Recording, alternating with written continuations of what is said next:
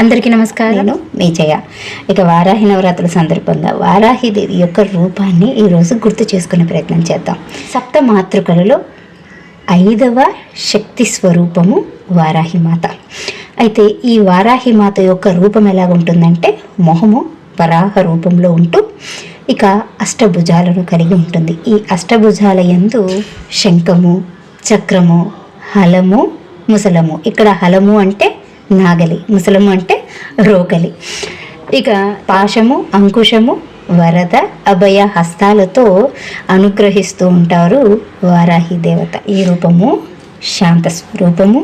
ఈ అష్టభుజముల యందు ధరించినటువంటి శంఖము, చక్రము, హలము, ముసలము, పాశము, అంకుశము, వరద, అభయ హస్తాలతో శాంత స్వరూపునిగా కనిపిస్తున్నటువంటి ఈ వారాహి అమ్మవారు బృహత్ వారాహి అమ్మవారి రూపంగా చెప్పబడుతుంది. స్వస్తి.